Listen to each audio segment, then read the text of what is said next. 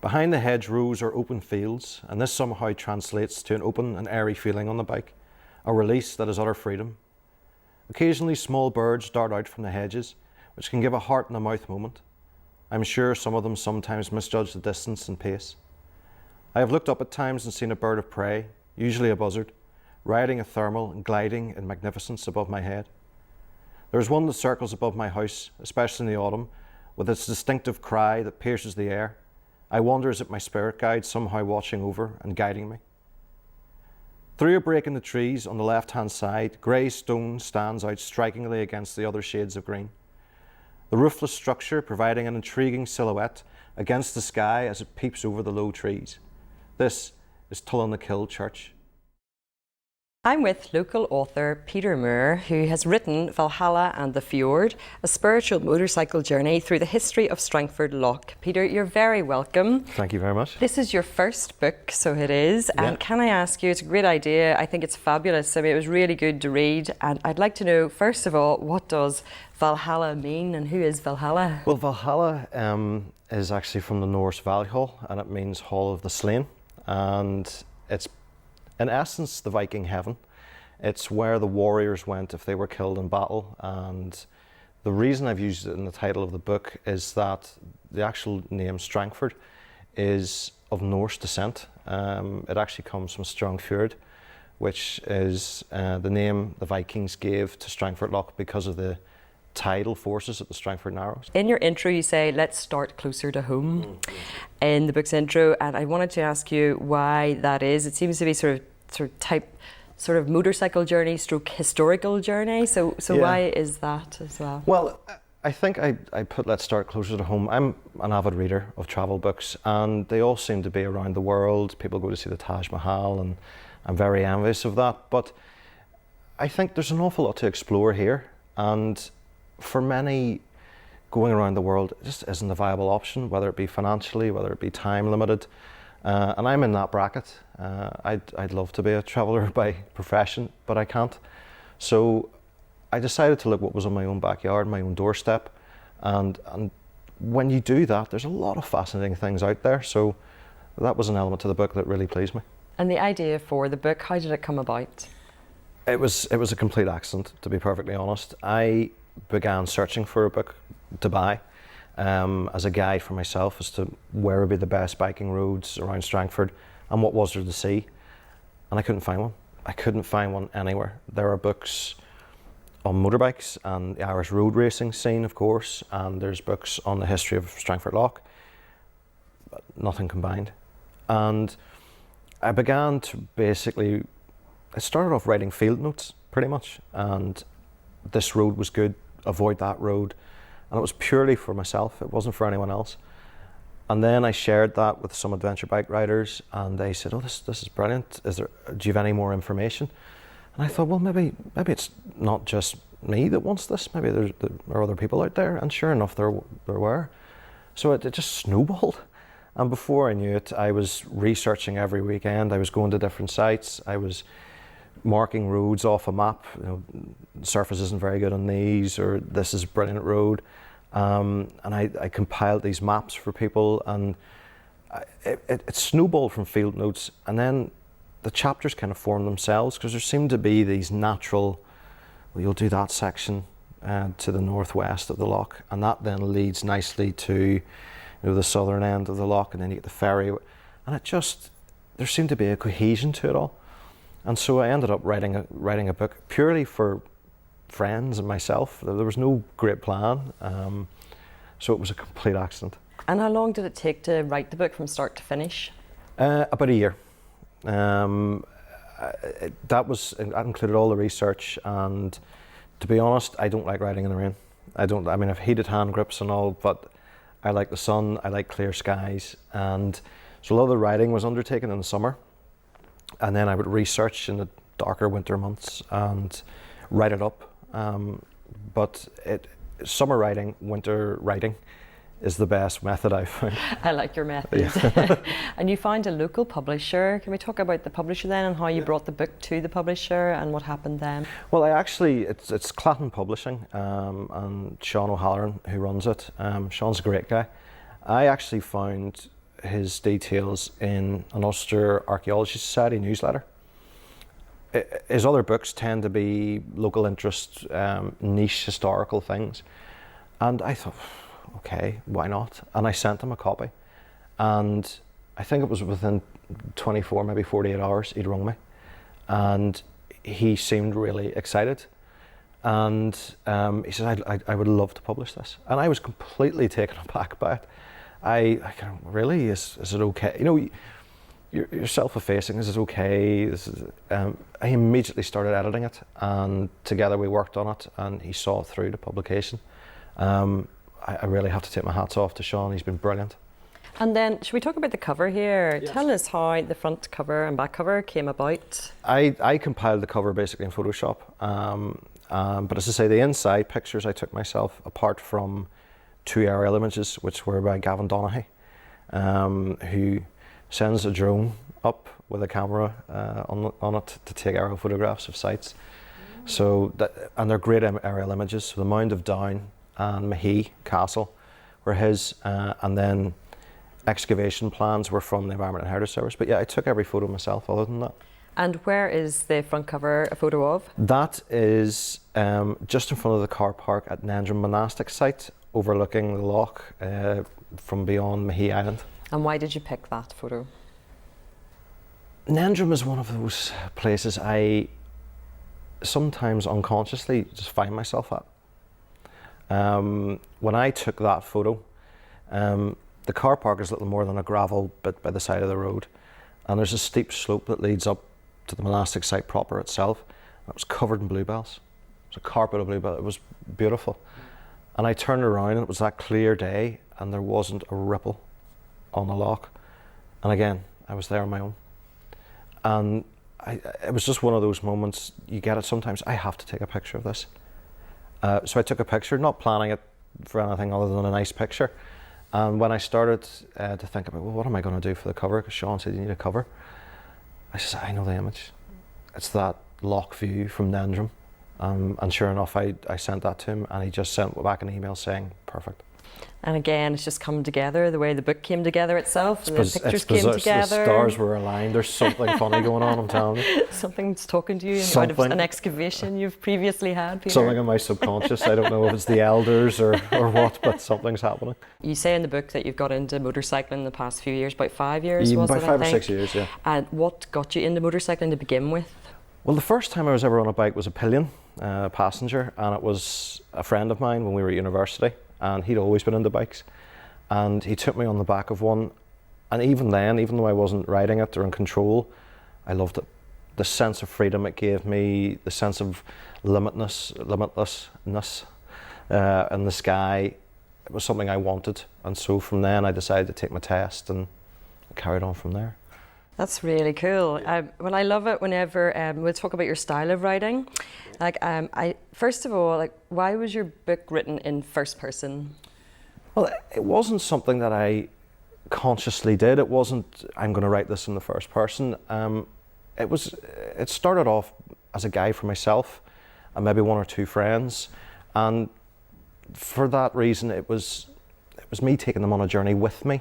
It was, I would like to see this, I enjoy this, I think you would as well.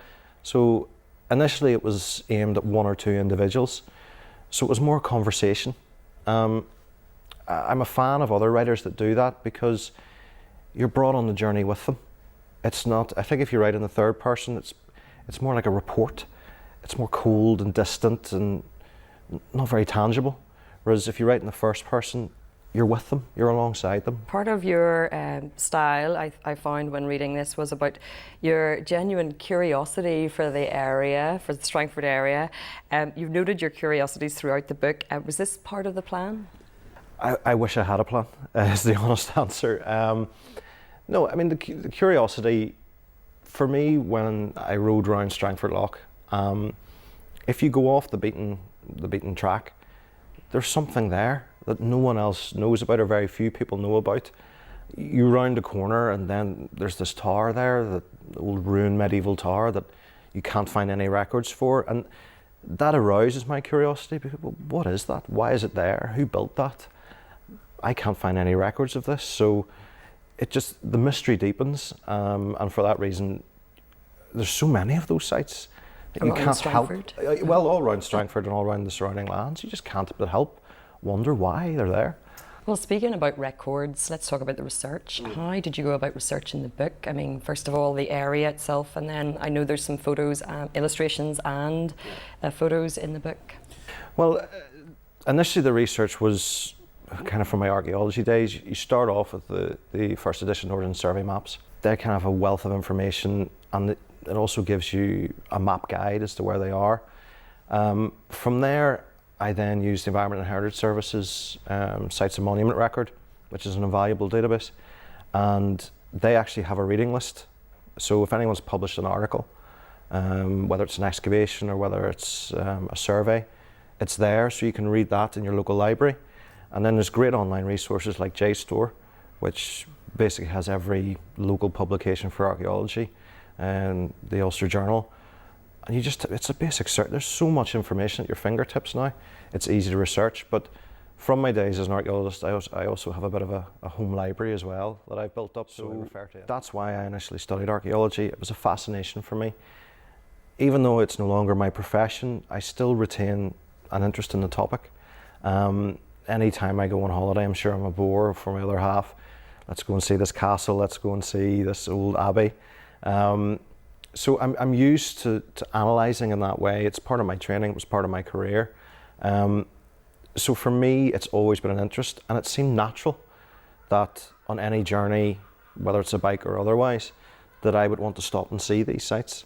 You talk about your enthusiasm in the book, about when you cycle from Donaghadee to Cloughy. You talk about the stopping points as well. For example, the Coyle River on the way to Ballyhornan Road. In your opinion, one of the nicest motorbike roads you'll find, asphalt heaven. I stick by that, I stick by it. I want to move into the importance of the area itself in the book. How important is religion or spiritualism, if you call it, in your book, and can you explain? I think, again, it wasn't a conscious thing, but there is a spiritual element that runs through it, and I use spiritual rather than religious consciously. Whether it's from my archaeology training, but also riding around these sites, you question things. I mean, I learned when I was an archaeologist about pagan religions, about sites that were dedicated to the alignment of the solstice events, and I think from those times I've always questioned, well, were they wrong? I think to say that would be arrogant. I don't think anyone's wrong, but there is a spiritual element in that sense from the sites themselves, but I think most motorcyclists would agree that there's a spiritual element to riding. The rides for me are cathartic. They give me headspace, time to think. There's passages in the book that maybe on reflection were a bit too open, but I reflect about, confronting my inner demons and past events that I regret. There's that spiritual element, and there's also the freedom on the road. I mean, the famous book Zen and the Art of Motorcycle Maintenance, there is a Zen quality to motorbikes. And it's one of the reasons that I ride. It's one of the reasons it's so addictive as well. Yeah, because there is you confront your own mortality on a visit to Grey Abbey. Yeah. Do you want to explain that a bit Absolutely, further? Yeah. That was kind of a strange event. I mean, these sort of sites promote that, I think. I mean, one of the things I found is that, the occasions I've been to Grey Abbey, I've been the only person there. And this is a beautiful site, part of our heritage, and I think being alone at these sites is a very almost a meditation. But when I'm there, you're confronted with this massive, beautiful stone complex of buildings, and I can't help but, well, why were these built? Well, these were built for someone's belief system. It's a Cistercian abbey. The sheer force of will it took, especially in that era, to build this, the power of the belief behind that, to do that. And I think, as I alluded to earlier, and I've studied other religions as well, I'm saying, well, are they right? Are they wrong? Am I right? Am I wrong? I don't know. And I think biking and visiting these sites promotes those questions in your head, the big questions. Well, and you see the graves of the monks that live there, and well, what happens after they die? I can't help but ask that question, and it inevitably leads to, well, what happens after I die? What do I believe? Do I know what I believe? And again, I try to be very honest in that, and that I'm not sure is the honest answer. And that in itself then poses more problems and uncertainties and more questions. So that's one of the reasons I love these sites, is that to me, there's so much more than just a pile of rubble in a field or a dot on a map. They represent something much bigger than myself. And you really do get into the detail of that when you are actually visiting them. I mean, it is almost tangible. You actually do touch the stone, and there are quotes of you saying how much you admire touching the remains of the stones. Well, I think as well, again, it's part of my archaeology training. I mean, to give you an example, if you excavate a flint arrowhead, it's easy to see it as just a piece of flint, but it's not. Someone hand sculpted that in their bare hands thousands of years ago. And why did they do that? To use it as an implement to hunt, to feed their families. And so little objects and big objects are more than just themselves. There's a human story behind them.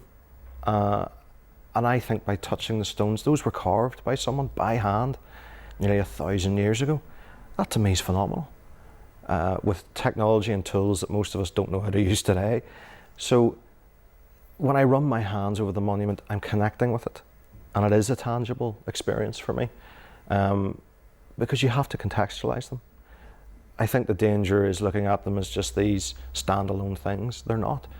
They have a context in the landscape and within our human nature, and in the towns and villages that surround them. So what do you love about motorbiking? For me, it's the experience in the round. I'm a member of local biking things, venture bike riders. There's camaraderie there, and there's definitely a lot of male midlife crises going on. There's no two ways about it, myself included probably. But it's a freedom, it's an idea, and it's a perception. And to be honest, it doesn't matter if that's real or not. The perception and the idea alone are enough. I mean, when I meet up with some other guys to bike, I mean, a few weeks ago we were biking through the Mournes. I met them at Spursefield at, I think it was 7 a.m. And we went into the Mournes. Again, the only people on the roads at that time. The sun's coming up, and the Mournes were this shade of gold. And it was, I had to remind myself, you need to keep your eyes on the road. It's seeing things that other people don't see. Because on a bike, you're more in touch with your environment. You're more in touch with the landscape. You're more in touch with nature. And it's an all-round visceral experience as well, because a motorbike is fast. Even if it's a small bike, it's fast. There is that thrill element to it, I won't lie. But it's about being in contact with what's around me. Well, can we talk about motorcycle journeys and people who, well, ride and also write? Ted Simon, Sam Manicum travelled the world twice, etc., wrote about their journeys. Is motorcycling about the journey and not the destination, or motorcycle writing? Well, I mean, the likes of Ted Simon has been a huge influence on me. Firstly, I admire him for his achievements, but also for the way he's written about them. If you read any of his books, but particularly Jupiter's Travels, his first one, again, it's very conversational, and it's like he's putting an arm around you and bringing you on the journey with him. And I really enjoyed that aspect of it, and there's no doubt that he influenced the likes of Sam Manicum, who also writes in that style. But for them, their attitude was everything. Both Sam, Ted, even the likes of Jeff Hill from here, all the destination doesn't matter. Sometimes you don't even reach the destination. The journey is everything. And one of the things that I like about Sam and Ted is that they say things like the stops, the accidents, the mechanical breakdowns. Most people now would throw their hands up and it would be a disaster and it's a nightmare. For them it wasn't. It was, well, it's an opportunity. Let's get the bike repaired, but let's explore where I am. Let's people watch. The stops and the journey were what it was all about.